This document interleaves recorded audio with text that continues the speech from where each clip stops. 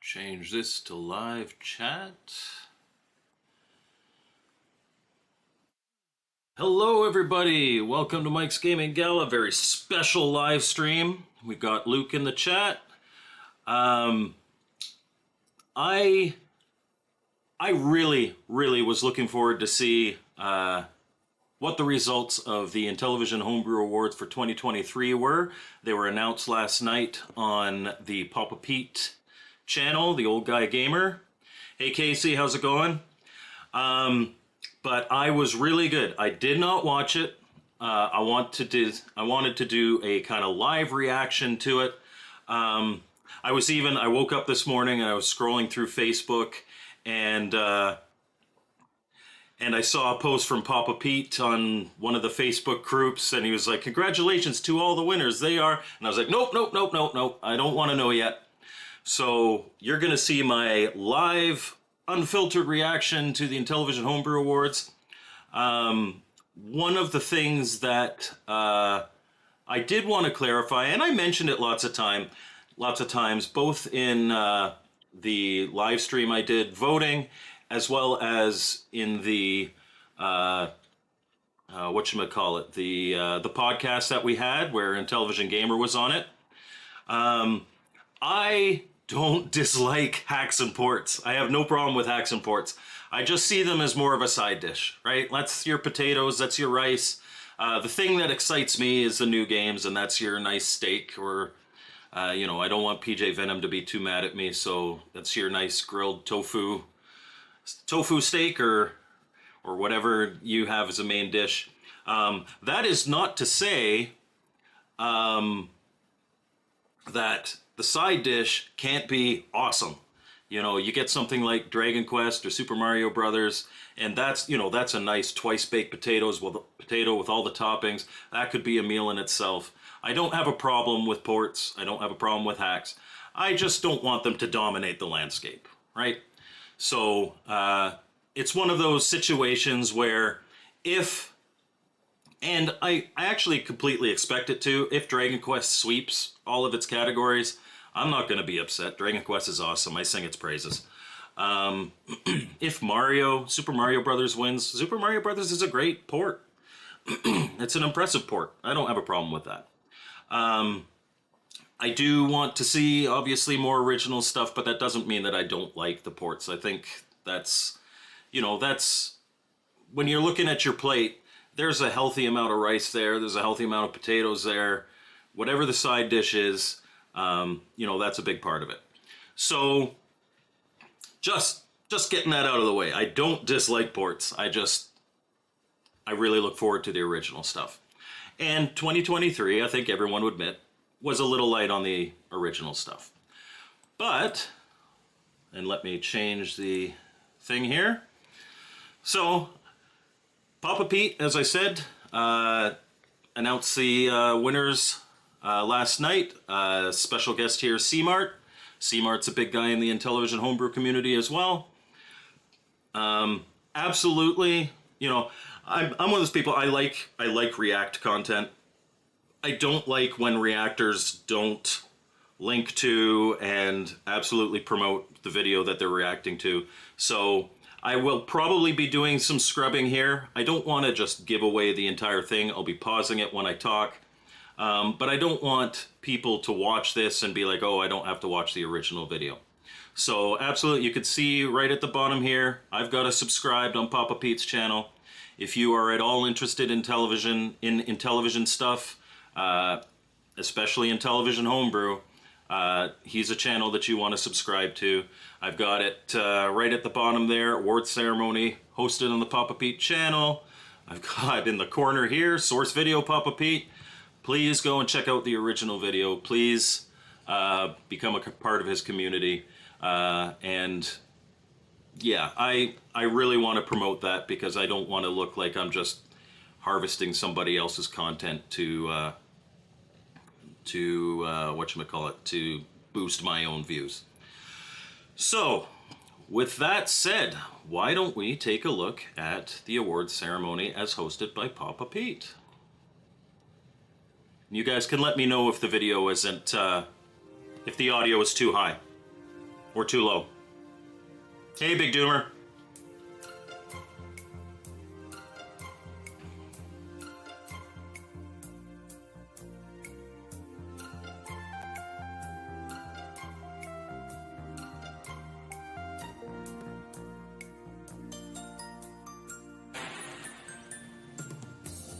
You are my love and my friend. It's a good game. It's a good game. Would never end. You tore out my heart without an suspicion. Awesome. Behavior that's hard. That's the important part. How could you put me in this position? Good game. I really miss my Good game, but I really suck at it. Intellivision. And now I'm bleeding from this incision. I'm just going to pause it here. Big Doomer commented that at PRG, if you had told me a game would come out that most would consider better than Super Mario Brothers, I wouldn't have believed you. And I would have been right on the same boat with you.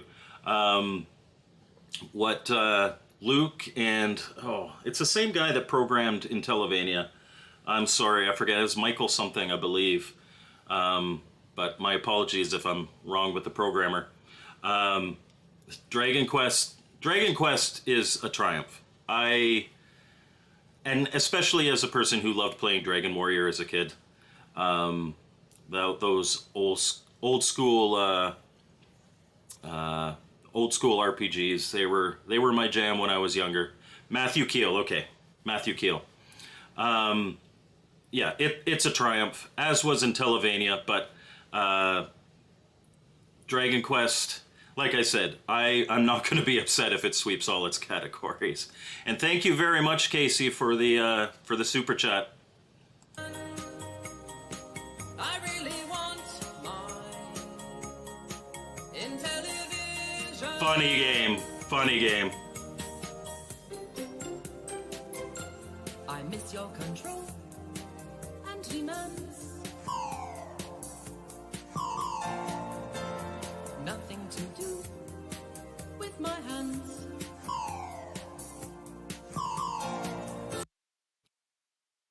Sorry, we're talking a little bit more about Dragon Quest. I'm just responding to stuff in the chat. That's the fun of the live stuff.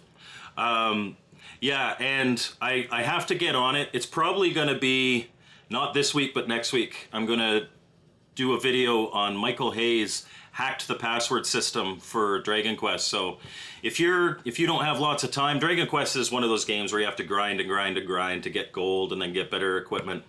You could go right in the password and be like, okay, I want this much gold, or I want this this item because I don't want to do that part. And that's a really good thing for people who maybe don't want to spend the 25 hours or whatever it takes to properly beat Dragon Quest. It doesn't break the game. It just, because it uses a password system, you could even change your name halfway through. So that'll be a cool video. That'll be coming not this week, but next week.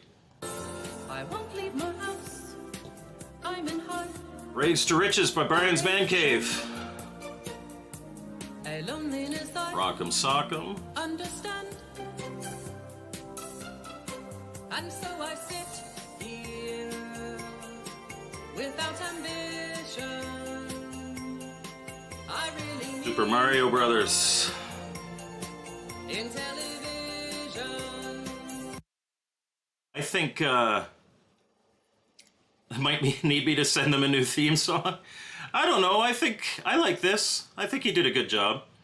I like the it just showed Super Mario Brothers, and like Big Doomer was saying, you know, Super Mario Brothers could have easily swept a lot of these categories. I think it's going to get beaten out by Dragon Quest in probably all of them. I cannot stand it. This Traffic Jam, good puzzle game. Somebody find my I gotta play this one. I have it. Thunder Soldier, good Contra style game. Dragon Quest. I want Exor or Zor. Intellivision. I want Space Panic. I want my That's one I'm going to be playing probably later today for a future review. I want my Flappy Bird.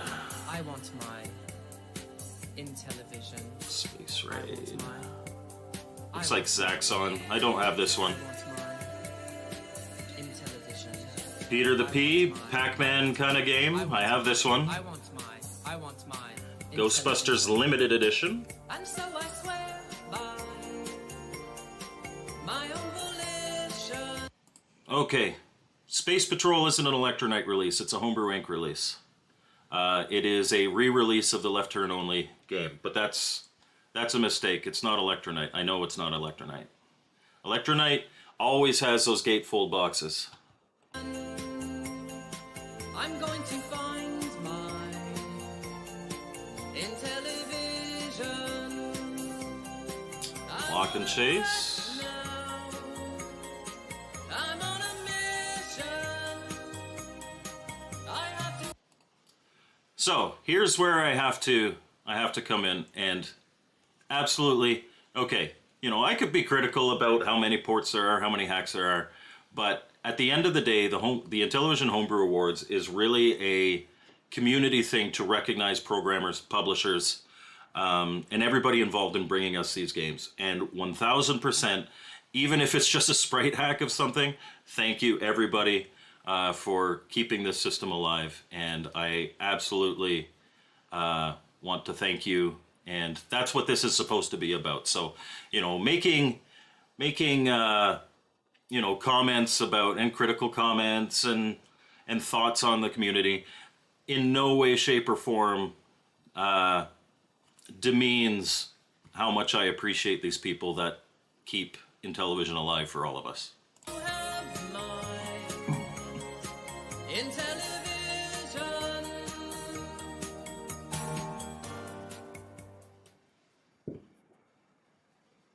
Hey guys, welcome to the 2023 Intellivision Homebrew Awards. We got Jeff here as Great to well. be back Awesome. for another year.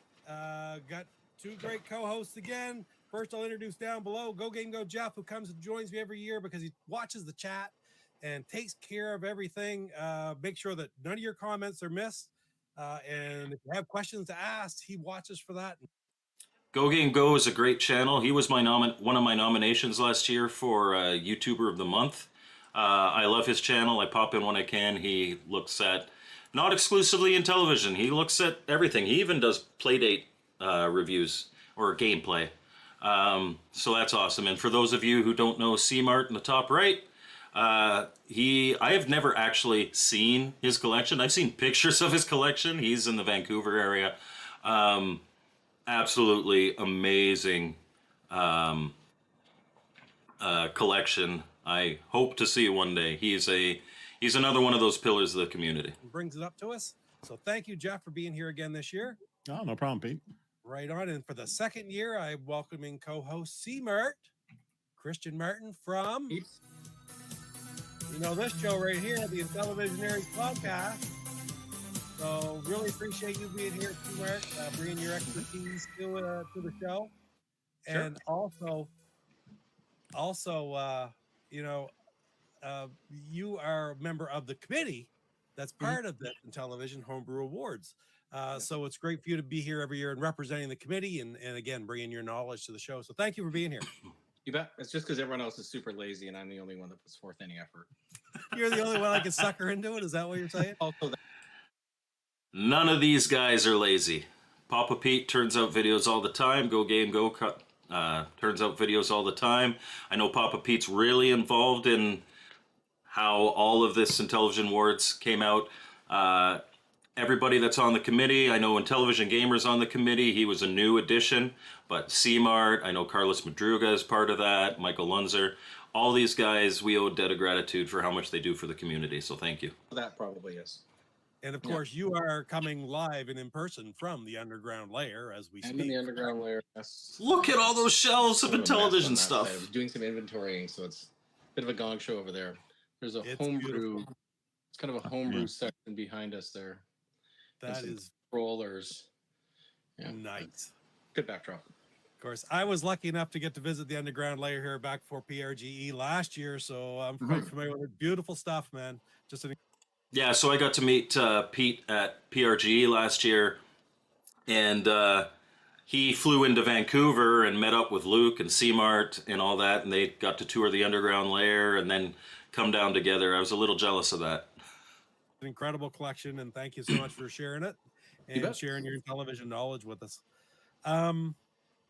Let's look at the chat, Jeff. Who do we got in the chat? You got some people in here. Okay, let's scroll through the chat a bit. The nomination committee and stuff, and how that works, Chris, if you would. Well, I mean, I think the biggest thing was we made Rick wear pants, right? I think that was the biggest change. There's a lot of nudity last year. He kept insisting on video. It was off-putting, if I'm being frank. It was really hard to edit everything. Oh, thank you, Casey. C-Mart isn't wearing pants. There you go. I'm not going to show you my crotch, but I am wearing pants. But Rick would not a lot, and so it was. I've seen a lot of it before because of the show, but that was the biggest change. Well, there you go. No, we had what 32. It was 31. We started off in the low 30s, right? And then by the end of it, it was narrowed down. First, let's say the committee went up by one member this year too. Yeah, that is true. 6 members. Casey. So the returning members are yourself and Rick, also Rick Reynolds from the Intellivision podcast. Got Jason Seidenstricker. He's from a little town somewhere in the States called St. Louis, Missouri. I don't know if anybody's familiar with where St. Louis is. He is, but, he speaks about the crime a lot. Yeah. That the crime's all this guy. This guy's the crime from St. Louis, right? That's you. 100%. We got Steve Orth, who, if anybody doesn't know, Steve runs INTV Funhouse. Incredible website for years, of course. Long before I ever knew Steve, I knew the Funhouse, and I used to go there to find all kinds great of resource. So, really knowledgeable. Got Michael Lunzer. I haven't looked at it since yesterday, but other than that, I'm probably 300,000 of his views on that website. Steve's made a great. That one day, as he works less, we'll force him to cram more variants in there because that's really what we've been filling it up with, right? So, there you go. It's been a lot of variants, right? Michael Lunzer, the European rep from Germany, and I was lucky enough to meet Michael at PRGE this year too. Really pleasure to meet Michael. And then this year added the Intellivision gamer Casey Nidall's now 6-member panel because Casey's been collecting like crazy, and there's not much more knowledge there than Casey. So that's great. Yeah, so all these guys, great group for the nomination committee because, they get everything, they play everything. If anybody's got knowledge to truly make informed nominations, it's these guys. To have Casey involved as well and really motivated to do so. So also he paid me. He paid you money. There you go. Just fine. So the choices, one thing that last year that was discussed after the fact, some of the things like to tweak it down is every category seemed to have a different number of nominations in it. And we sort of standardized that this year by letting all the members of the committee pick their top 7 favorite from each group. Not Game of the Year, but the Hey, Robert. And what we did is we took all those numbers from 1 through 7, ranked them, assigned them points. That sound familiar, Jeff, the way we did it? That sure does. Assigned them points and then balanced out and took the top 5 from each category. And those are your nominees. So it was sort of, I will say, scientifically done. But it was done to balance out and get 5 nominations for people to pick from. Which makes sense. You want a nice curated list. You don't want to just throw everything on there. Except for Game of the Year.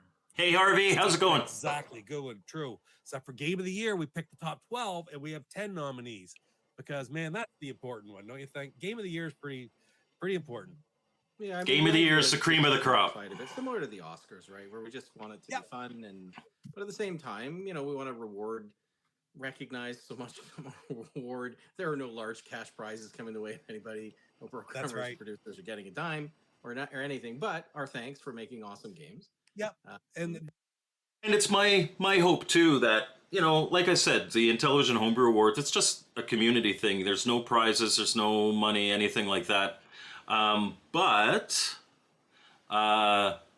what it does do is give you a little heightened recognition. Videos like this award ceremony, videos like this reaction, even the voting videos.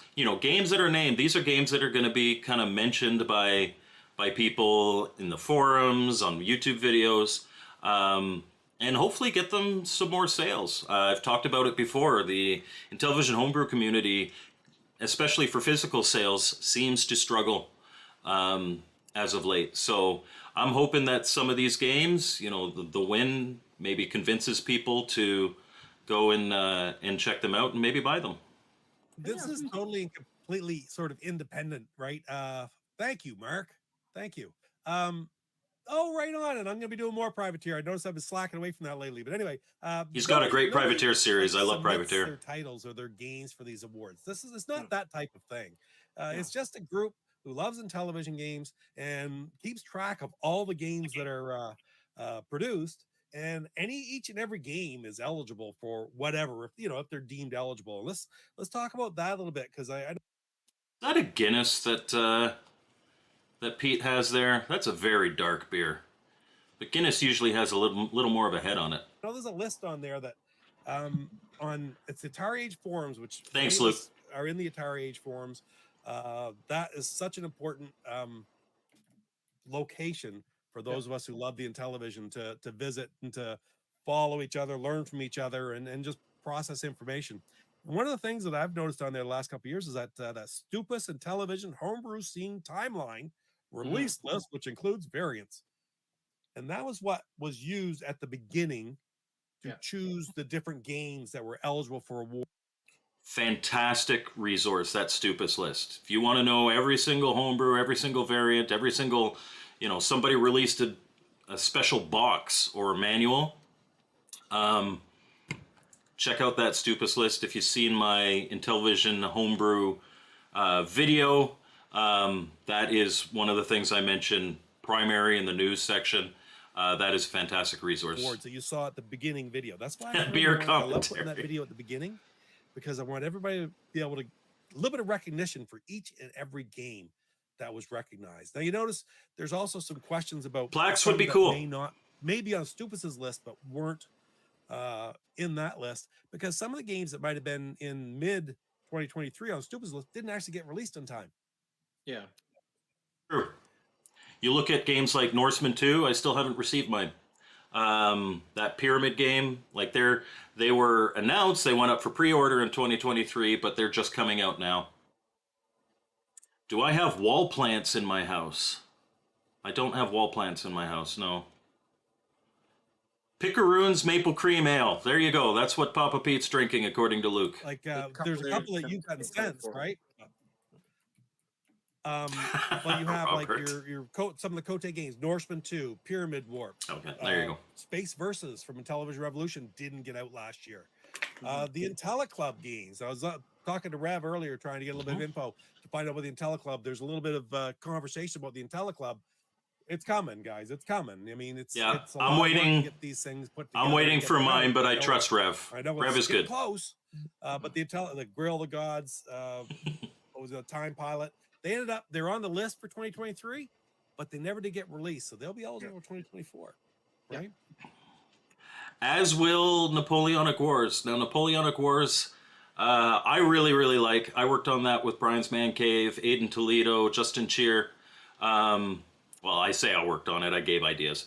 I think that one might be eligible next year for graphics and for audio. I think a really, really good job was done on that, even though it doesn't seem to be selling so great. But it's actually a really fun game. If you check out the most recent Intellivision Gamer show, his news show, that was a homebrew highlight, and we showed him how to play. So if you want to check that out, he had Brian's Man Cave on as well. Also, variants. You notice the last few games that were in that list that I presented, well, those were released before. Well, yes, they were released before previous years, but they have new physical versions. And those are obviously only eligible for one category, and that's the best physical product, artwork, and such like that. So just to clarify, if there's any questions on things like that, there's an answer. And we've discussed it. Pete, because we don't need to. We've discussed it. We discussed it a lot ahead of time, did we, Chris? Yeah, no, we've got a few chats that we spent a bunch of hours mumbling and bumbling, stumbling through. But yeah, I think we came up with a pretty good list for every category. Yeah. No, that's good. Tried to impartially look at. None of us. And to speak to CMart here, you know, I was kind of critical about, should games where they just ported the music be included? The nomination committee was really working with what they had.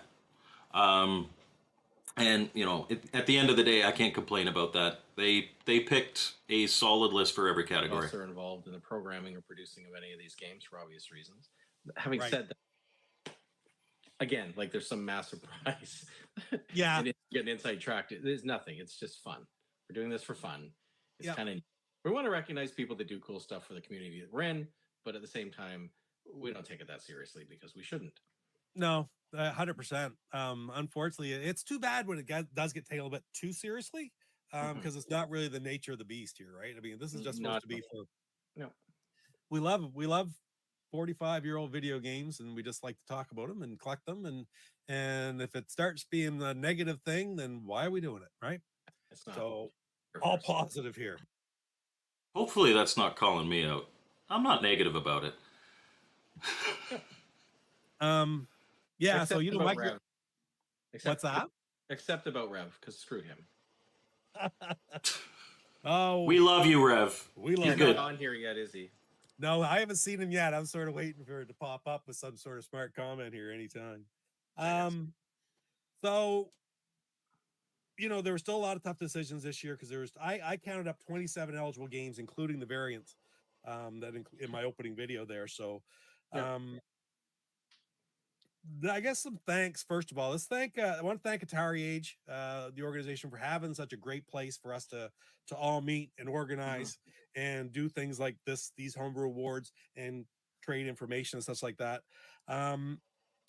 And thank everybody in the chat for being fans of the Intellivision enough to come watch a bunch of old guys sit around talking about these and give some awards to some other guys who, like you said, there's no prizes, there's no money, but there is some prestige. They like them. Right. There is, especially that Game of the Year category. Let's see.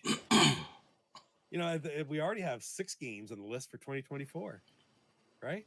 Load Runner was the first one, come right out after the new year. That's right. Yeah. Norseman 2, we got the new Ghostbusters coming out. We got Pyramid Warp. We're gonna have the Teleclub games, so it's apt to be pretty heavy year again in 2024. So another busy year. Yeah, we've had a string here of really good years with a ton of games to choose from, right? So true. You look at that list, that Stupus's list, and of course we're up to 2019 before it really starts getting high in the numbers. Thank you, Casey. Last 3 or 4 years is just incredible how much there is. So it just goes to show the strength of the community.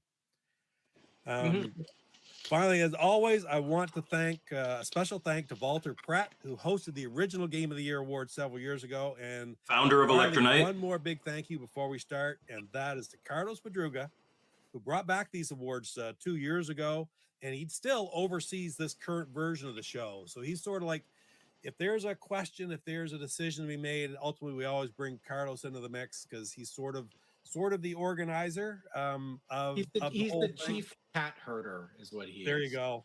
Isn't that the truth, eh? Carlos is a great guy, absolutely dedicated to Intellivision Homebrew. Here today, he was going to pop in towards the end of the show. Good guy. But he's not able to, so I'll just pass it on. I know he'll watch. He's either watching now or he'll watch the chat, the replay later. But so thank you, Carlos, for all that you do for the community. That's from the 3 of us, and I'm sure everybody in the chat who knows from all of us that you do for different games. Man, it's incredible.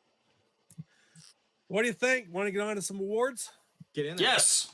All right. So without further ado, let's give out the first award, and this is for Best Action Game. Get over to the right screen here so I can play it. If I'm not mistaken, I picked Thunder Soldier for this one.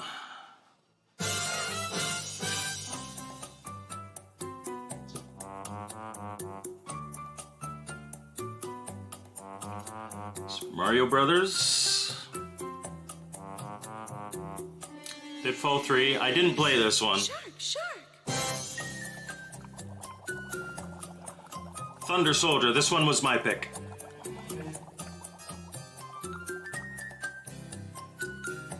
Caverns of Mars. Good port. X-Rally. Good port.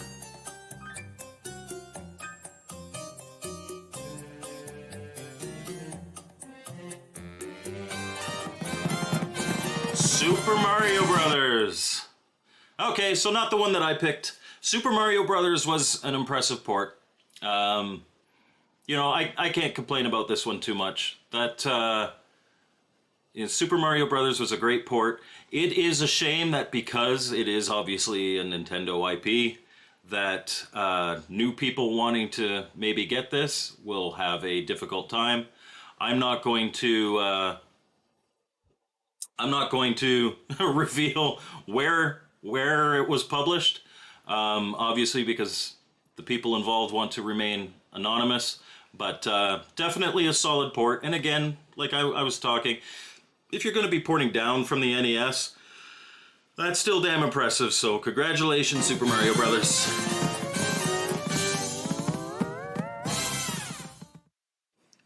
Congratulations to Contravision and the Contravision team for producing Super Mario Bros. What did you think about this game, Chris? I played it PRG. I loved it for obvious reasons. Let's say there is not a bad choice in that group. I'm approaching Billy Crystal's hairline, if that helps. Like all five of the games, they were all in my top 10 for sure. It might have all been my top 5 actually. They literally might have been my top 5. No, there's a couple others, but they're all in my top 10. I would have been happy with any of those.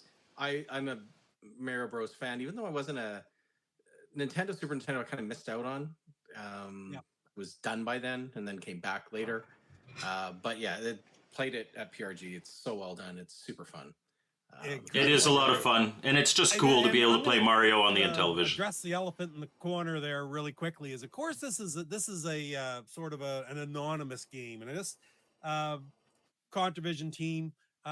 I think it's very fair. It's totally up to the people who are producing these games. If they wish to remain anonymous, that's their choice. It's not.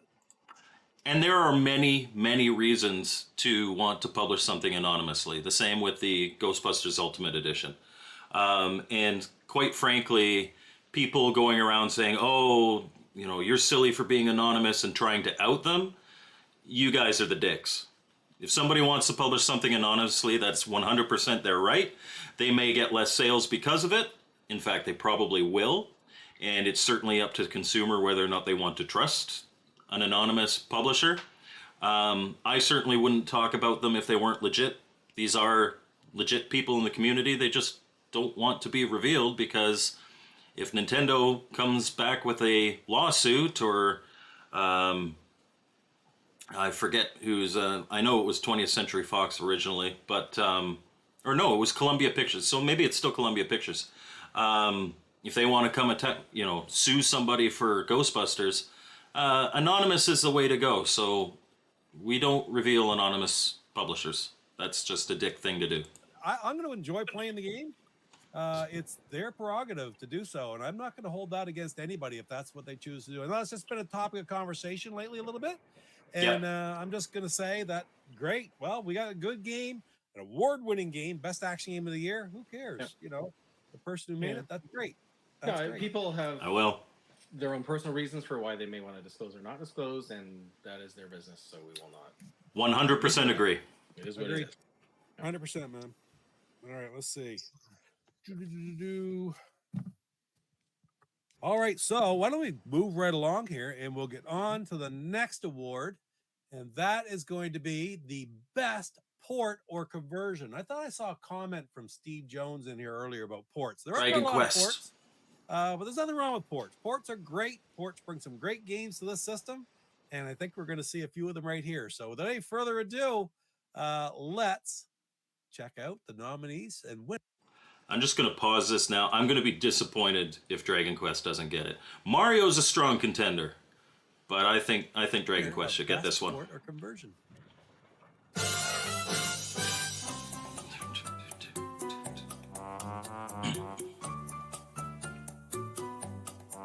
Are you brothers? Dragon Quest. Shark, shark. Caverns of Mars was good. Casey, don't spoil anything.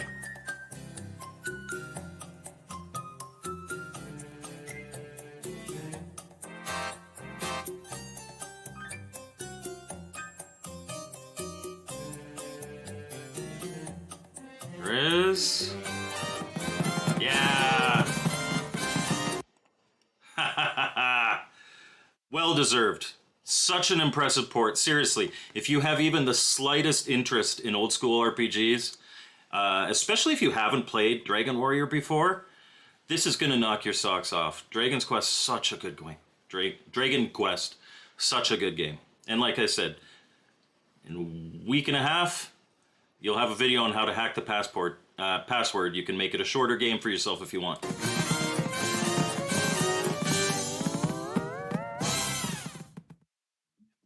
Congratulations to Intellivision Collector and Dragon Quest. That is a great port, and I got to put that back up there because it's hilarious. Steve, I said pants are over. Pants are overrated. He's not wrong. Oh my God. Although I assure you I'm wearing pants right now. Oh my God, I just spit beer all over the screen. Well, You know what? The music choices in this presentation, I got to agree with you, Harvey. Best music, Papa Pete. You should get an award. But anyway, Dragon Quest, man, that's a port and a half to try to bring over to the Intellivision. It is incredible. It's absolutely incredible. mm-hmm. That night. It dawned on me I did have this sitting beside me too, not too far from me. So well done. Anyway. Shay Keel right there. That's saying no, it's Matthew Keel, programmer of this game. Not able to join us tonight either, like for this game. But that's okay. Maybe someday we'll talk to him really soon. And best port or conversion of the year, Dragon Quest. So happy and congratulations to Luke Boudreau of Intellivision Collector. That's a pretty big congrats, Luke. Because there's a lot of ports out there. What percentage of the games are you thinking are ports nowadays, Chris?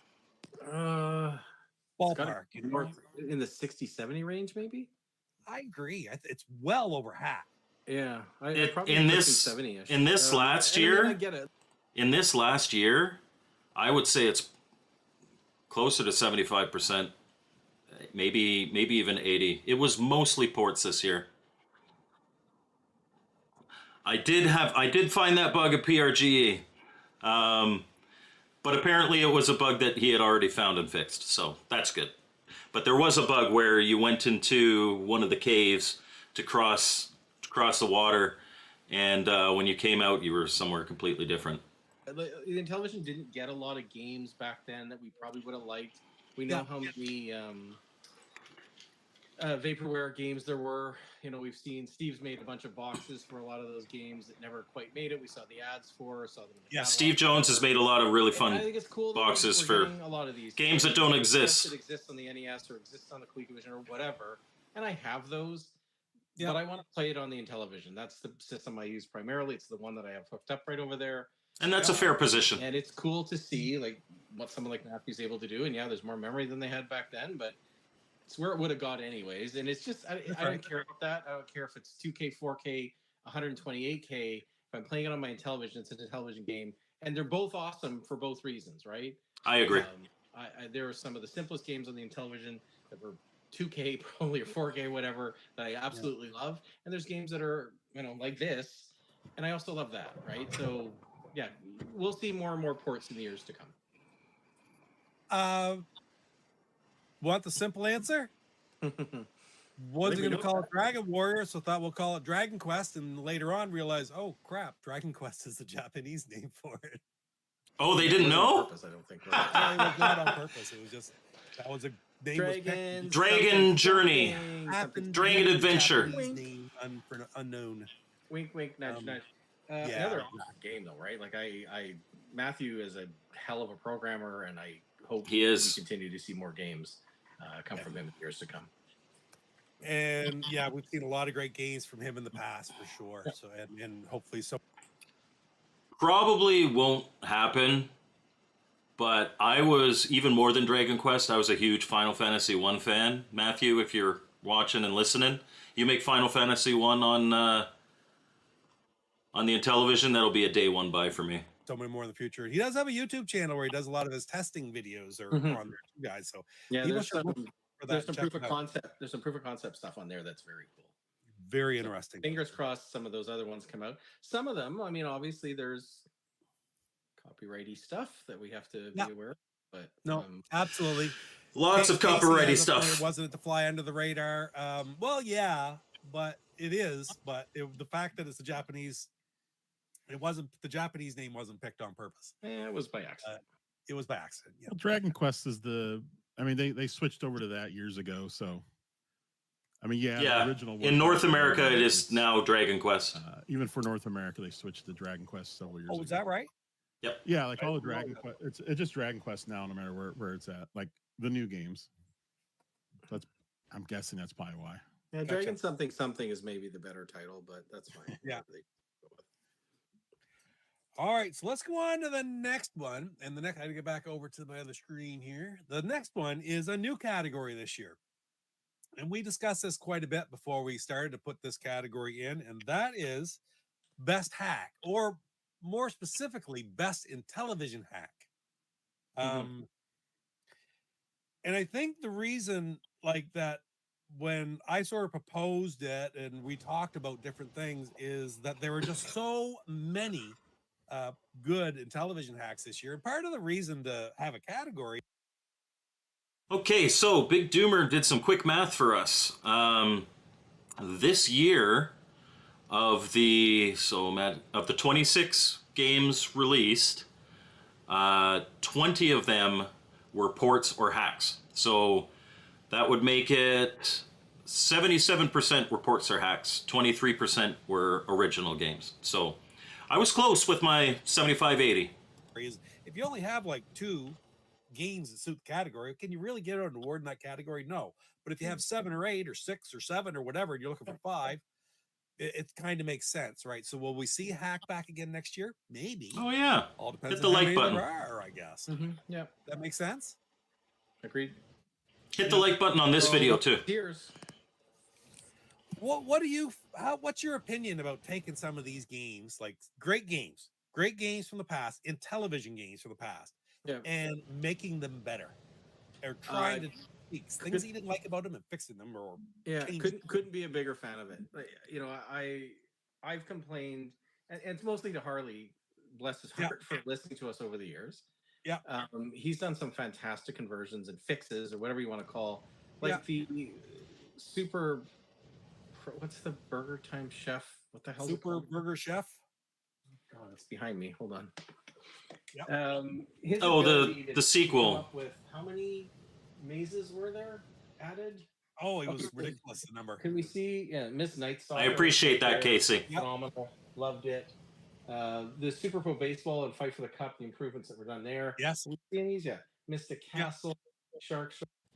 So there is absolutely something to be said for that. You know, quality of life improvements, new mazes, new levels. Hacks, you know, I don't have a problem with hacks. Again, I don't want them to dominate the homebrew scene, but especially if you are nostalgic for Intellivision, having those quality of life improvements. Like, one thing I'd really like to see, I'm not the biggest Utopia fan in the world. I know it's got a huge cult following within the community. But having a one-player mode where you can play against an AI opponent would be a hack that I'd super behind. I'd really get behind that. Having a couple different island layouts. There's lots of stuff that you can do with hacks. And I don't have a problem with hacks. Again, but as somebody who's not nostalgic for Intellivision, and even if I was, they don't excite me in the same way as new games. But there's nothing wrong with them. Absolutely nothing wrong with them. Battlestar Galactica, which was an upgrade. Space Invaders, an upgrade. Super Pro King of the Mountain, upgrade. Knockout, Gammon.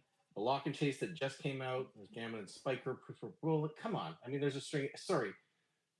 Super Chef BT. That's what it's called. The Super Burger Chef. Yeah, Michael just put that up there too. Mike Hayes. Just put Right that. there. That's a great game, and that's And fast and television. Why don't we skip hack. up to the actual?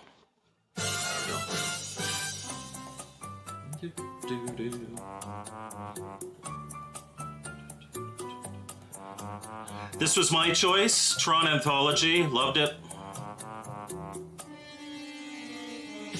Shark, shark. Lock and Chase. Melody Blaster 2. I don't have a keyboard. I almost had a keyboard, but I don't, so I didn't pick that up. I've never liked video boxing games. Not really into bowling. And that's not to say they're not good games. Just because I'm not excited about a game doesn't mean it's not a good game. And Luke, I think I know what game you're talking about. I think I saw it. But hey, keep me in the loop with these, hey, what's coming up. I promise I won't share, but I'd love to be in the loop. Yeah, Casey, you got that bowling league. Tron Anthology. Some great quality of life improvements in Tron Anthology. Loved it. Congratulations to David Harley, Intellivision, on their release this year of Tron Anthology cartridge, including 4 different hacks of Tron games, with 3, but really kind of 4 because Adventures of Tron had never been released officially before. So it was included in that package. Fantastic. And of course, with that, a special thank you to Intellivision Revolution, Rev and Intellivision Revolution, because he's the distributor of the physical copy of the game. So if it wasn't for Rev, we wouldn't have had physical copies. For sure. And Intellivision Revolution kind of specializes in releasing physical versions of a lot of these hacks and ports. If you are a fan of hacks and ports, Intellivision Revolution is where you want to be, except for something like Dragon's Quest. That's Intellivision Collector. Everybody go to Intellivision Collector and buy Dragon's Quest. Please support that. I want to see more of that type of thing. And Tron Anthology, I think, was easily the best hack of the year. For my personal taste, I love Tron. Available back in 2023. So thank you to him as well. This was a long, ever-changing project, right? I mean, Rev talked about years ago, just taking all the Tron games and putting them on 1 cart or 2 carts or 4 carts in one big box. Yeah. And it just evolved over time as David eventually got around to, and ended up being really well done. Thing to those games, and then it changed into this combo between, a collaboration we've seen with David and Rev before, and it's turned into, to me, one of the least surprising winners tonight. Is that? I'd agree. I think that was easily the strongest one in that category. Incidentally enough, released by Intellivision Revolution, but Papa Pete and guy we got in chat, Intellivision Gamer, they were both members of that launch video, so it was on Papa Pete's channel, but I remember Intellivision Gamer was there and played it with them. That, because I'm a huge Tron guy, so for me it was... yeah, Tron's awesome. Alone, the promise of the packaging for years and years and years from Rev, the Steve Jones demo box this, demo box that, it was cool that they all came together, so... That's what I wanted to ask you about too. Is like, what was your history or feelings for the Tron games before this one ever come out? I really like Deadly Discs, but I might be one of the few people who I think likes Mazatron more, and I don't know why. Deadly Discs is arguably my favorite original Intellivision game. There are some really good ones to choose from, so that's why I say arguably, but. Yeah, I love Tron Deadly Discs. And Big Doomer says the additional levels in Lock and Chase put it over the top for me, this category. Shocker, I know. If I'm not mistaken, Big Doomer is a record holder for Lock and Chase, so that does not surprise me at all. I suck at Lock and Chase, but I have such a good idea. I think I'm going to combine Lock and Chase and Lupin's Revenge to be one kind of bigger review.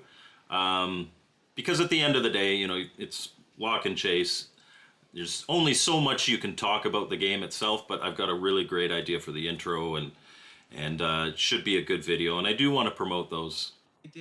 I love the movie so much in the theaters for whatever reason.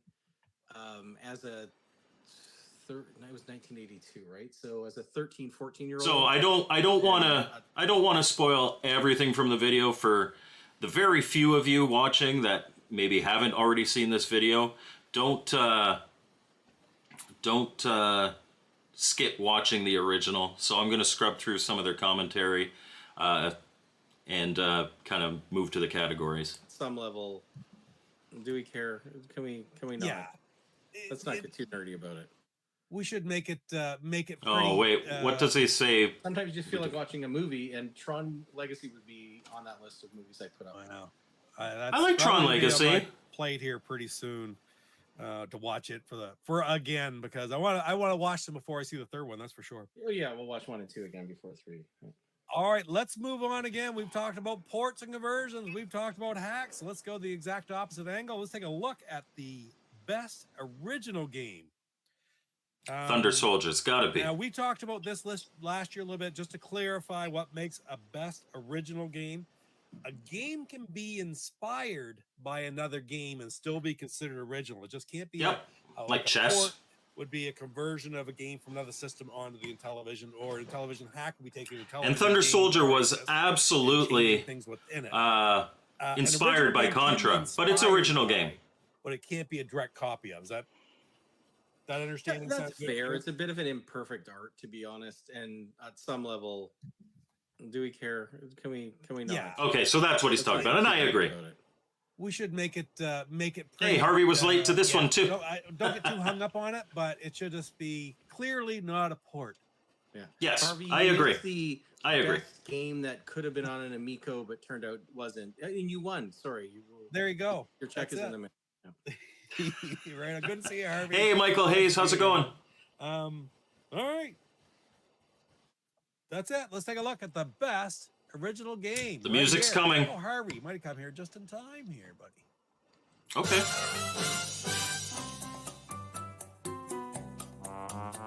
This needs maracas. Thunder Soldier. So Michael's saying this is more inspired by Green Beret. I don't think I played Green Beret. Shark. Mr. Chess. Amigo Cornhole. Makes me laugh every time.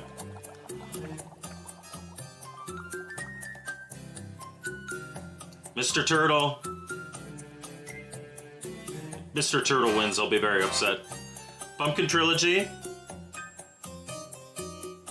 And the winner is... Nice. So, Thunder Soldier, Oscar Toledo Gutierrez, published by Homebrew Inc. Solid game. Difficult game, but solid game. And I will have to get to... I've got to kind of think up a Contra-themed intro for that one, but great game. Congratulations to Homebrew Inc. and Willie Muller, and of course to programmer Oscar Toledo Gutierrez. I agree, Casey. There is definitely a good game hiding in Mr. Turtle. If it had another month of development, I think it would have been What is Nano Chess really actually quite good. Yeah. So, Oscar also goes by Nano Chess, and the joke that C-Mart's making is he created Inti Basic. He's actually created a new basic for ColecoVision development. He's written 2 books so far on Intellivision programming, one on 2600 programming.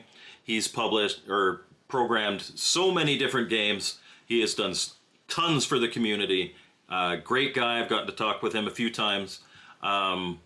Yeah, so that's the sarcasm coming from C-Mart. For those of you who don't know, I imagine most people know. Given all these people the ability to program.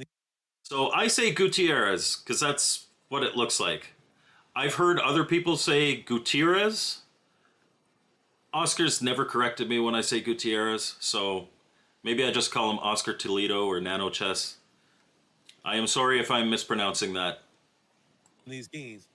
Oscar, we're kidding. We love you. You've done so much. We really appreciate you. There you go. I said earlier, you go up through like 2004, right up through 2019, 2020. Yeah, I don't speak Spanish, but je parle français. I speak French. And it goes up a couple games every year, 3 or 4, 5, 6, and all of a sudden there's an explosion. And do you suppose Inti Basic might have had anything to do with that? Yeah, I mean, you go back, was it 2015? Is that when we did the first homebrew Yeah, something like that. Yeah. I'll agree with you, Big Doomer. Thunder Soldier, like last year, was, you know, the original category, the amount of original games that came out and the quality of the original games that came out. Maybe that spoiled me. I agree with you. I think some Thunder Soldier is good. I didn't think it was great, but you know, my position and the reason I voted for it in Game of the Year, and I am fully expecting Dragon Quest to win Game of the Year. But the reason I voted for Thunder Soldier for Game of the Year is just because, again, my mentality of that is a new game as opposed to a game from the past that was ported over. I agree with you. It's a good game. It's worth getting. It's not the best work that Oscar's done. It's not his greatest game. But it is definitely a good game. And it is certainly the best option in that category. Like I said when I was voting, if it had been nominated last year, I think it would have probably placed 6th or 7th. But last year was a incredible year for original homebrew. Yeah, and you saw But even that one came along. Yeah, you saw a bunch of people use basic then, and then from there it's just ramped up. And recently, like within the last day, I saw someone posting about where should I start. Well, there actually we should mention now. I mean, I guess it's time. Yes, there was absolutely. an ongoing homebrew competition that's just begun. That's Inti right. Basic Yes. programming competition for the. There is a mini Inti Basic programming competition running on Atari Age right now. I know Harvey's already done something for it. Deckel has, and he called me out because he ported something, and he's like, you know, this is gonna piss off Mike's Gaming Gala. I don't hate ports. I loved that entry, and I loved the sentiment behind it. So it's all in fun and games. I'm going to skip through this part. If you guys want to watch, again, the original video, please, by all means, watch the original video. You should. And that is Best Physical Product, which is the artwork, packaging, extras, all that That's stuff. really cool, Michael. I'll check that out. I mean, that's what you care about. You love the physical copies, right? So you look around here, you might get that sense. You sort of get that impression, right? Physical copies of a few thousand games, yes. Right on. Well, without any further ado, why don't we just get on to it here?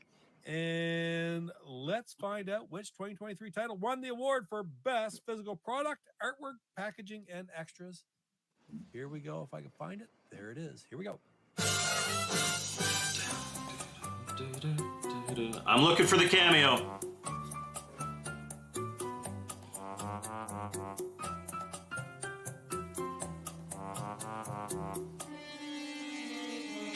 Shark, shark.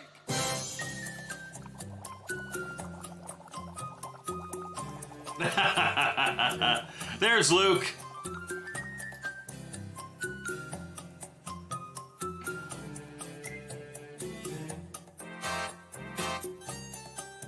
These were all great.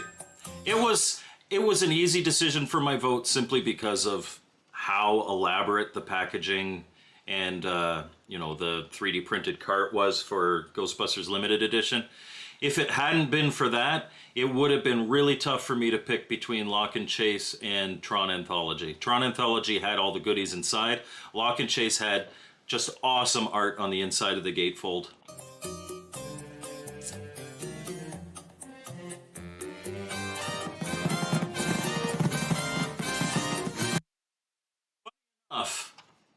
And, you know, absolutely worthy of winning this category. I'm not going to say much more than that. But Dino actually, by proxy, had somebody comment said, I would like to be removed from this competition because holding on an Atari Age is elitist, and I'm not allowed on Atari Age anymore because of some previous drama. As well as, you know, I don't think it should be curated by a committee and all this stuff. I disagree with pretty much every point there. Luke says that Dragon Quest came in second place. Dragon Quest also did awesome art on the inside. I really liked the lock and chase inside art. Like, I thought that was a lot more kind of colorful and popped. But you know, it was the same idea for Dragon Quest. So congratulations on second place there. But this package, I mean, to me, there was no question. You could say what you want about the game. The packaging was phenomenal.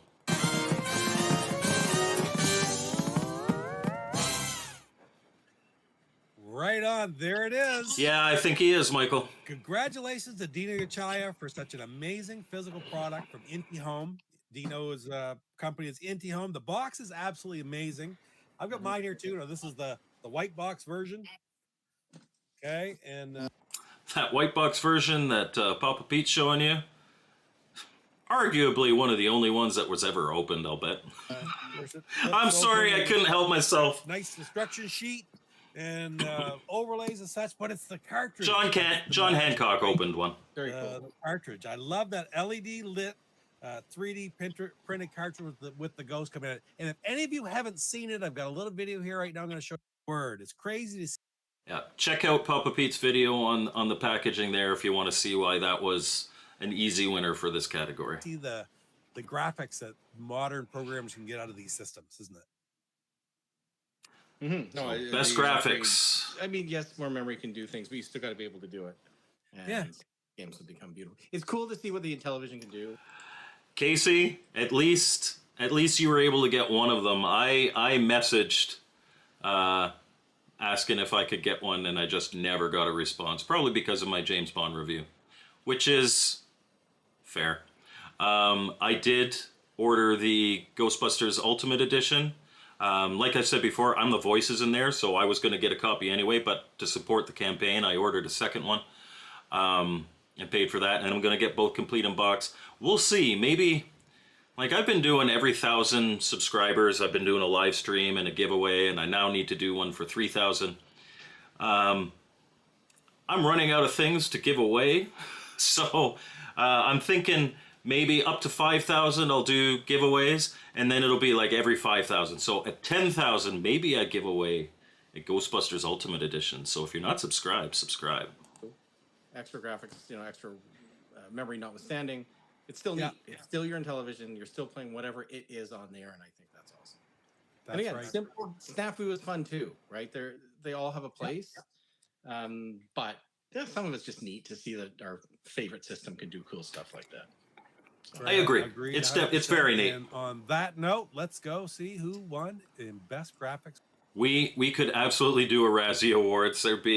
There's a couple nominees here, but I think in general, even though I'm critical, and I mentioned this when I was voting, I could be critical about the things that I love. There's a difference between being critical and trying to tear things down, and I do not want this channel to be a place where tear things down. So, I may complain about certain games and how they could be a lot better, and maybe, they're not good or whatever, but I am not going to actively try to tear anything down. Luke, he secured 20 copies, probably for resale, of Ultimate Edition, so that's great. How am I getting so many so fast? I'm not sure what that was a response to. Oh, so many subscribers. I don't know. I'm trying not to be a dedicated Intellivision channel, but when I do bigger games, I know Intellivision was it just popped right off. TNT Cowboy did really well, Dragon Quest, because they've got name recognition, I think. And so they get pushed more, and then when the algorithm gives me, like, normally my videos get pushed to about 5,000, 6,000 people. But something like Intellivision got pushed to like 240,000. So when the algorithm gives me a big pop like that, I see a big jump in subscribers. So that's really neat.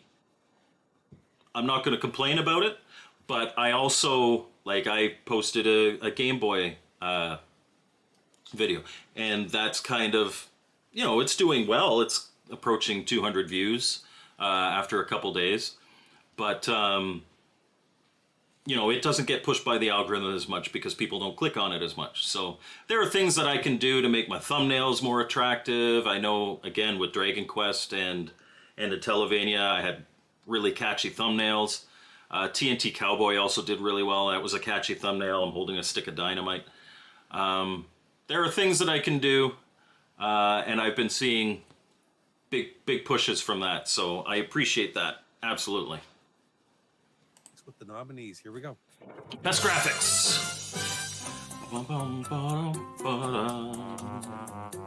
Hey, Saboteur. It's gotta be Dragon Quest, right? It's gotta be. Shark, shark.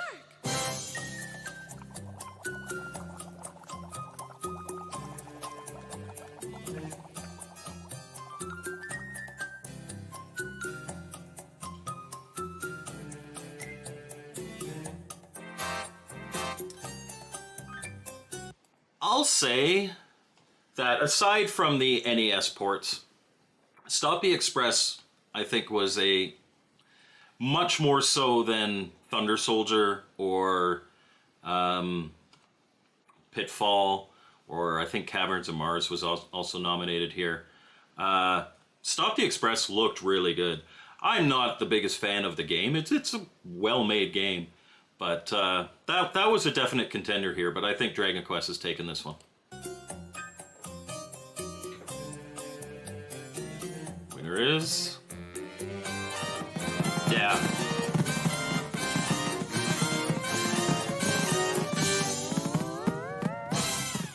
No surprises here. And right on. So, Dragon Quest, second award of the night, best graphics, Matthew Keel once again. Yeah, there you go. Yeah, it looks like the NES game. It's incredible. Yeah. Buy copy there too. Gotta love those. The Television Collector has really upped the game. Yeah, stepping up with the art on the inside of the box thing. Big fan of that. Has nothing to do with this particular. So two wins so far for Dragon Quest, as well as a second place for best packaging. It says a lot about what Matthew and Luke did with Dragon Quest. Category. Best crackable password. Yeah, Michael, I was talking about that earlier. Not this week, but next week. That video is going to come out. But nonetheless, very cool. And yeah, with art on the inside of the boxes, I just say, and sometimes there's even art on the inside of the boxes that you're not expecting to find inside the boxes too. I found that out the hard way back in November. But Luke, now I need to get a new box from Luke because I appear to have dropped this, and look at the card. That is not acceptable. For a game that great, it's got to be mint. I may have dropped it at some point. Well, let's get to the second to last category, the last category before the big one, and that is best sound and music. And that is an area that the Intellivision was always known for, is the sound and music. Can you name me what are some of the original ones? Before we even get to it, this is going to be Dragon Quest again. I know it's going to be Dragon Quest again. It's got to be. Even though I did not vote for it again because of my whole, it's old music and ported over. It's Dragon Quest. That's just such an awesome soundtrack. 25 games that you always found had the best music. Your favorite music. Okay, if you want to hear C-Mart's list of an awful lot I just listed up great games, you did, and you're gonna have to go to Papa Pete's video. That's right. Yeah. Utopia when you're fishing. Yeah, the fishing sound, the boing. Yeah. So cool.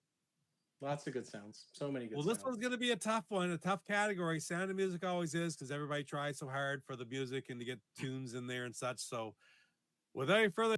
I really hope next year that Aiden Toledo gets recognition for what he did on Napoleonic Wars. The music is just incredible. You say what you want about the game. It's Stratego. I really like Stratego, so I like the game a lot. But the graphics that Justin Cheer put in and the music that Aiden Toledo put in, so good. Let's go over to the screen and let's take a look to see who the nominees and the winner of Best Sound and Music 2023. Here we go.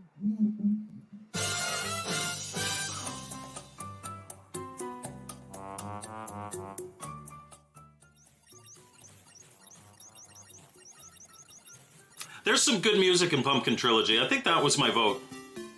Yeah. It's gonna be Dragon Quest. It's gotta be Dragon Quest.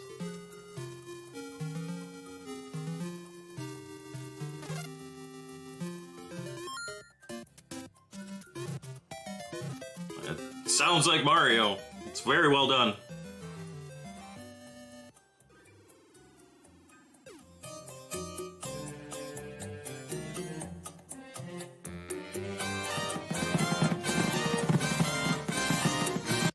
And I'll bet probably by a pretty big margin. I don't know what the numbers were. Usually on Atari Age, after everything's said and done, you can go and see what the numbers were. But I'll be looking at that. I bet this was a landslide victory for Dragon Quest. And you know what, Michael Hayes? I was actually thinking that Melody Blaster 2 not even making the top 5, not being a nominee, being a music game, that surprises me a bit. I've seen video of Melody Blaster, like I mentioned earlier. I don't have a keyboard. I almost had a keyboard. It kind of makes me upset. But I don't have a keyboard, so I did not pick up Melody Blaster 2. But I've seen some video of it, and there's some great music in that.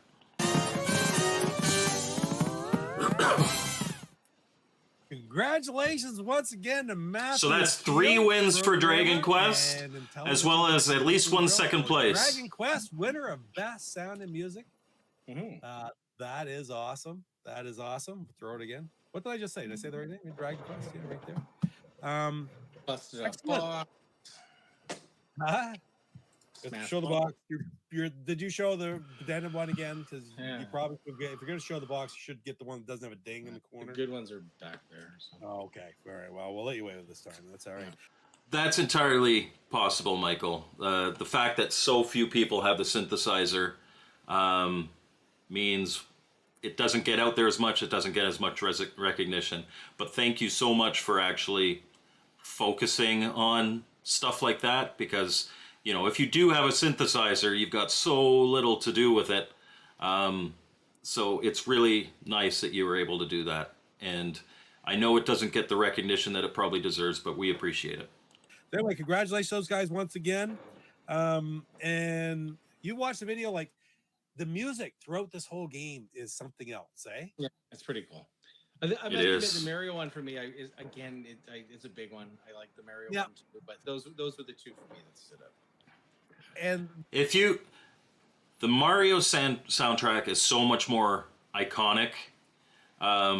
For I think a lot of people, it's going to be a lot more nostalgic, but it doesn't hold a candle to Dragon Warrior music. The vote for this was like neck and neck as well, you know. So those 2 very incredible games. Was it neck and neck? Okay. Sort of I would have thought it would have been a landslide for Dragon Quest. Caverns of Mars, because there's something about the music in Caverns of Mars that had a different tang to it. That just sounded really good. I love the sound effects in Caverns of Mars. Yeah, the sound of the ship that it's really cool. And Pitfall 3. How do you get any better than the Pitfall music? I mean, man, that's tough competition right there. That was a tough category. Agreed. Yeah. I don't think there was an easy one this whole time. I mean, if you made me bet on one category, I would have picked the physical packaging one. Yeah. Where I didn't even have to think about it. And the other ones were awesome, but this one just is so cool. Go Dragon! I'm not sending you Dragon Quest, Poe. Great job, Matthew. Well, it's time for the only got 1 copy. It's mine. Of the year, the 2023 Intellivision Homebrew Game of the Year. And I think that, you know, the results that we've seen so far shows all the quality that's been in it. So Game of the Year. I voted Thunder Soldier because, again, my mentality, that was the only game that was from this year. I'm going to bet Dragon Quest wins its 4th category. That's my bet. The entire group of games that were done this year. Once again, I want to congratulate all the publishers, programmers. These great games this year are absolutely incredible. And for that reason, like we talked about earlier, we nominated 10 different games that the public could vote for Game of the Year. Just like the Oscars, right, Chris, you said? Man, let's get to it. Let's look at. I like stickers. Send me stickers. More stickers for the 3 categories. There you go. No, Luke, no. I mean, maybe a little bit, yes. But maybe combine them. You want variants, Chris. You know it. Yeah, you want a Game of the Year variant if you win Game of the Year. It's got to be Dragon Quest, right? It's got to be. Yeah, stick around. All right, guys, let's check it out. Why wait any longer? Here Hotel it is. Bunny 2. What? 2020. This is a big one. Game of the. This is a big one, 007. Been great, but no, I did a real video. Here it is. 2023 Game of the Year. You were my love, Ooh, my friend. mix up the music. I thought the game would Good port. never end. Gotta be. Pour out my heart without an hesitation. Sorry, Bo. Leave you that hard Good port. to defend. Great hack. Great hack. Could you put me Pitfall 3, sorry, not a big Pitfall fan, so I don't have it. I can't really make a judgment. I really miss my Thunder Soldier's a good game. Intellivision. XOR's good game. From this incision, I really want Contender.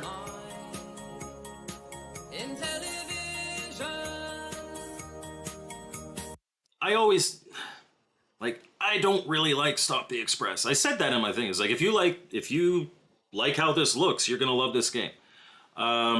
Just not my game, but extremely well done. Does deserve to be in this category.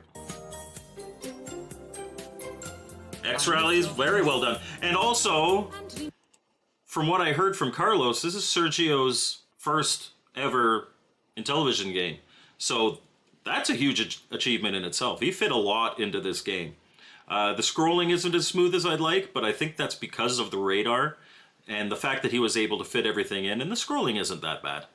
I love Rally X, so X Rally, solid entry here. And for your first game to be nominated for Game of the Year, congratulations, Sergio.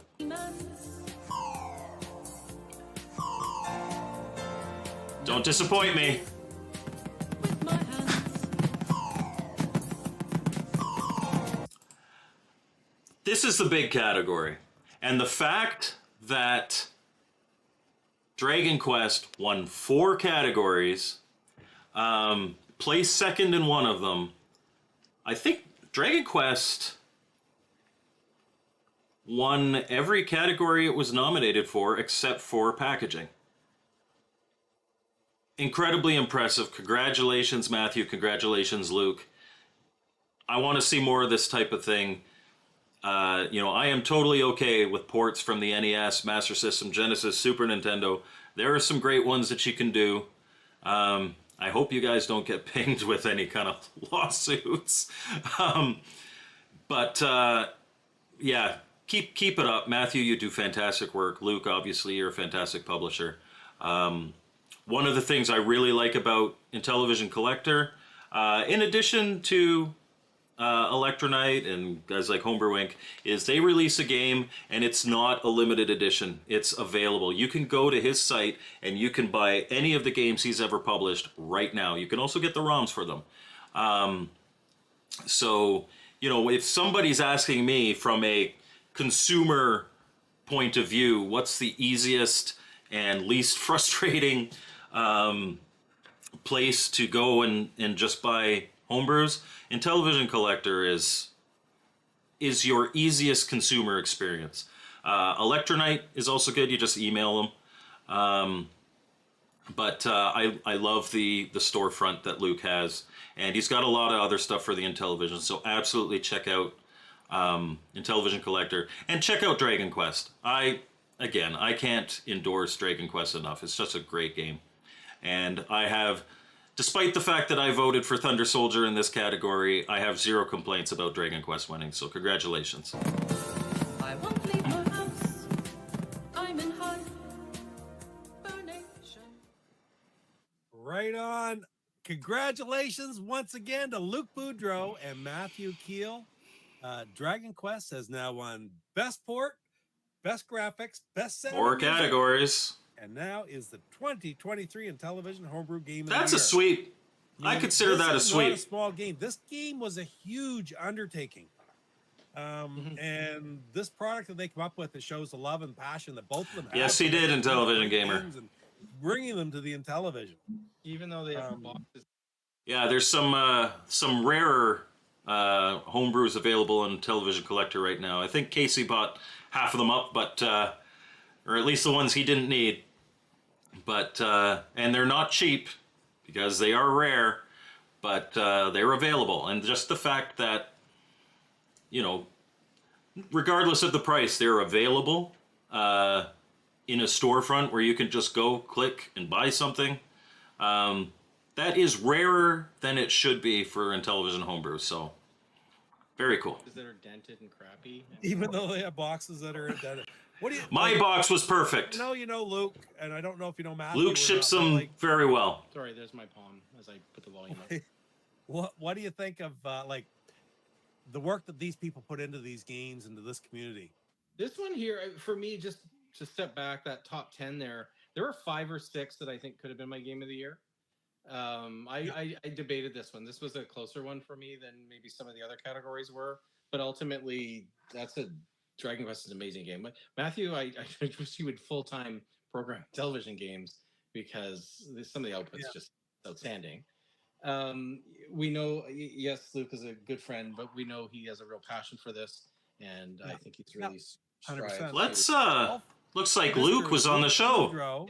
And this is Intellivision Collector's first ever Game of the Year. First Game of the Year for Intellivision Collector.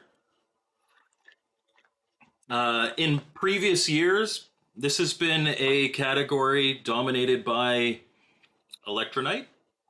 Electronite has a reputation of producing some of the absolute best stuff for the system, and Intellivision Collector really stepped it up this year. Operation Cloudfire was a heck of a contender last year. I would actually argue that was probably my number 2, but I did end up voting for the Pandora incident last year. And it looks like, just kind of scrubbing through here, we're going to have, to my knowledge, the first time somebody's gone on and actually accepted their Game of the Year award. So congratulations, Luke, and Intellivision Collector, and Matthew Keel. Winner. So right on, Luke. Come on in. There we go. Hey guys. Congratulations, man. Where's your stupid wall plants? Yeah, I knew it. I have no wall plants. Stupid wall plant. Hey, good job. Just for you, I'm taking it out of the picture there. Thank you. I don't want to physically get ill. Why are your boxes so crappy when I drop them on the ground? Why? Because you drop them really, really hard. Yeah, apparently. Damn it. Sorry. Yeah, so I got a few people in chat saying last year they voted for Operation Cloudfire. I think the only reason it went just a little below Pandora Incident for me is that I've never been a huge Metroidvania guy. I appreciate the heck out of those games, and Operation Cloudfire is fantastic. But there was something about Pandora Incident that captivated me, and I have absolutely zero issues with anybody that wanted to go Operation Cloudfire instead. They're just a great game. Could have easily won Game of the Year, but I'm glad Intellivision Collector got their due diligence this year with Dragon Quest. And yes, Game of the Year, we got to keep that up here in Canada. Anyways, I got more all over the place. That's thanks, why. Thanks, I appreciate that. Congrats, though. That's awesome. Congrats to Matthew as well. You guys put out a phenomenal game. Yeah, congratulations. As well, I mean, Steve Jones needs recognition. He did like 98%. Great box, Steve Jones. Steve Jones does a lot of boxes. The idea and manuals, side, but Steve overlays, and made it happen. Fantastic. He's great. I just noticed the Made in Canada part there at the bottom. Oh, I'm going the wrong way. It was my idea to put the flames there in the back too. I do like the Made in Canada there. Good job, buddy. Yeah, that's so I don't get in trouble when I go to the States. Yeah, look at that. We got a 75% Canadian.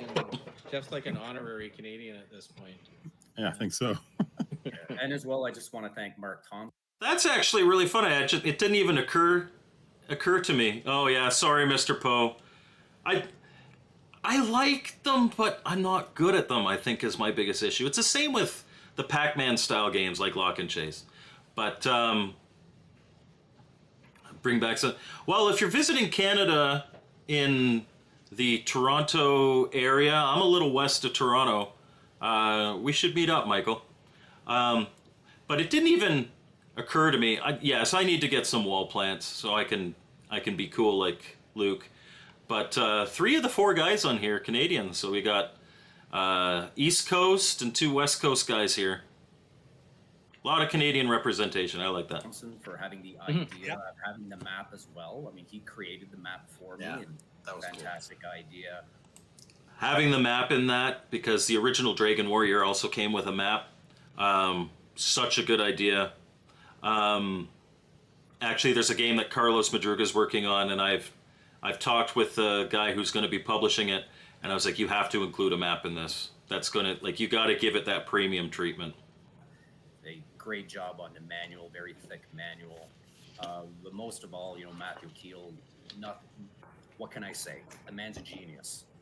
And all. So, fun fact. I live in the next town over from Hamilton. I'm about a 12-minute drive from Hamilton. So, hit me up. If you're around and you got a little bit of free time, I might be able to meet up with you. All game fit on a standard board, not a JLP. Yeah. Wow. I'm sorry, Intellivision Gamer. I used to live in Vancouver, and I would go south all the time, Seattle, Portland, all the way down to San Francisco. West Coast versus East Coast? No, we're sticking to the parallel. Canadian versus U.S. It's a different vibe, man. It's a different vibe. It's ridiculous. Wow.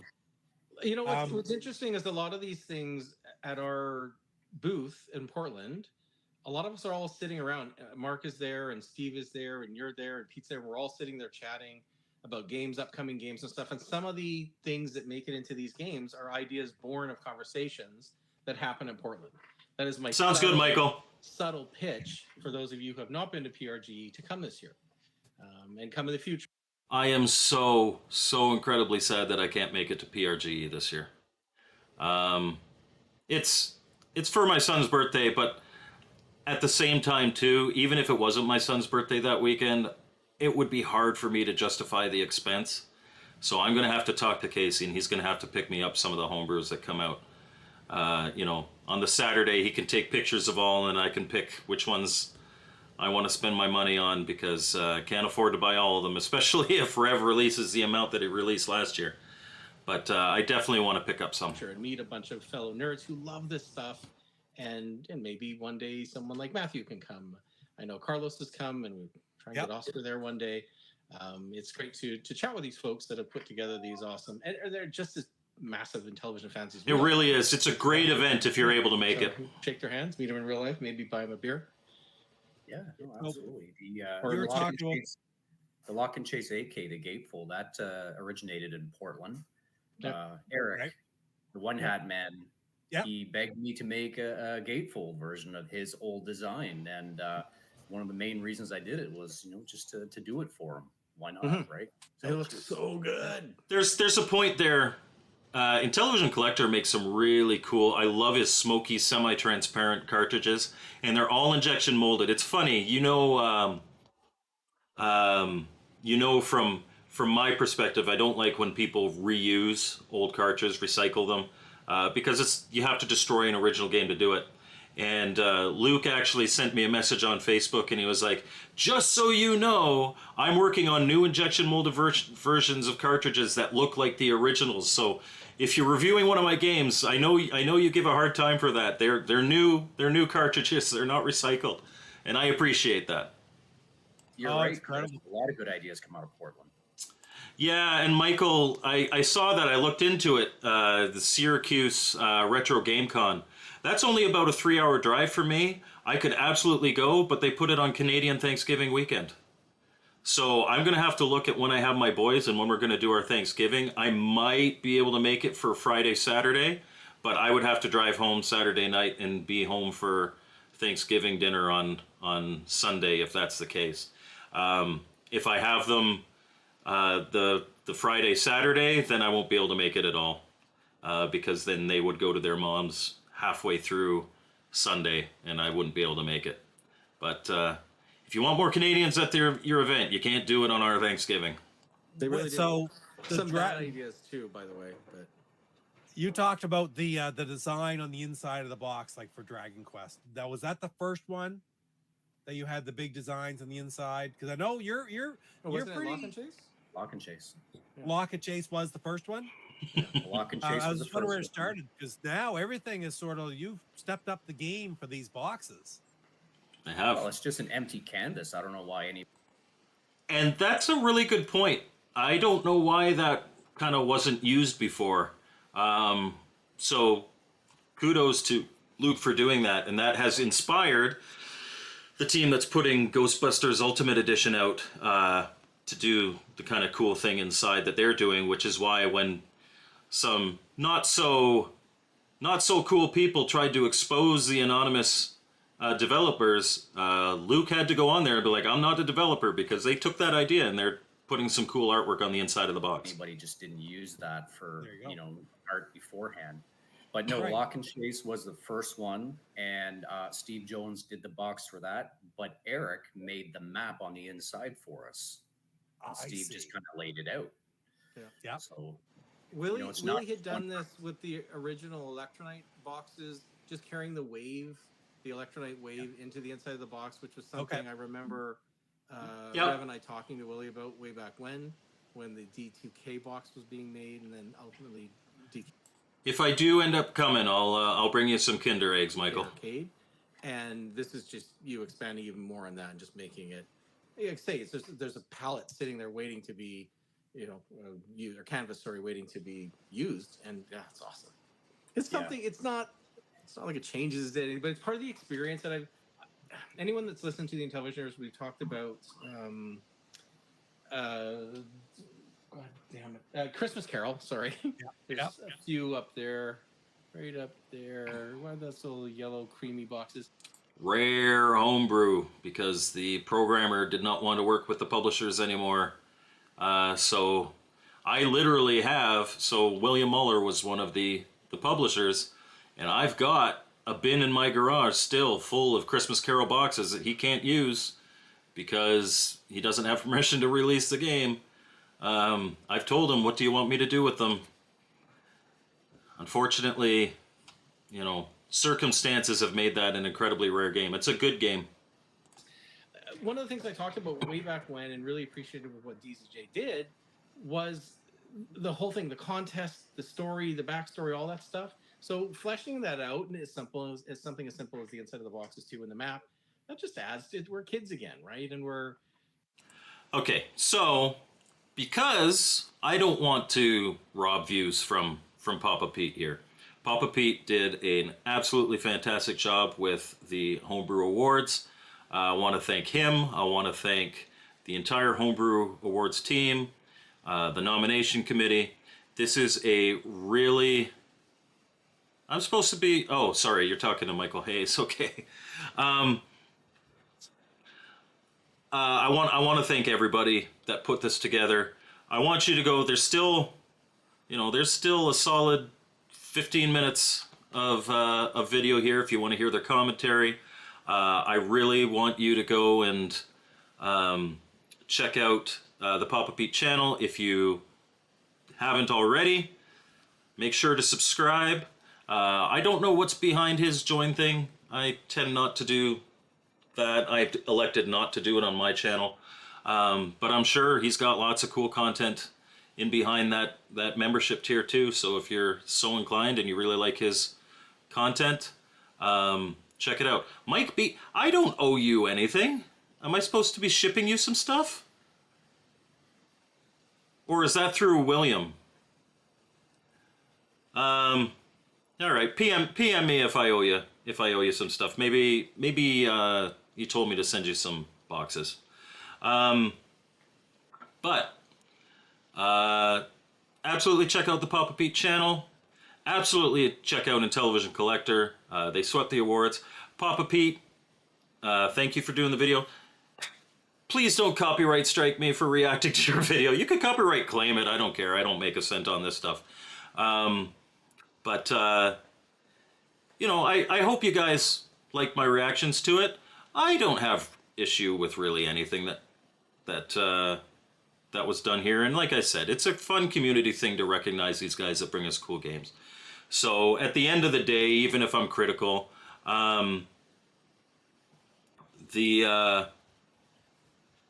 know, I'm critical because I love things and because I have a YouTube channel and people kind of look to me for honest opinions on things, and I know that a lot of publishers are struggling. So in my head, I think the most healthy thing that we can do is be open about why we may think that is. And at the end of the day, I'm just a guy and I could be wrong, but putting those conversation points out there, I think is healthy. It doesn't mean I don't like hacks. It doesn't mean I don't like ports.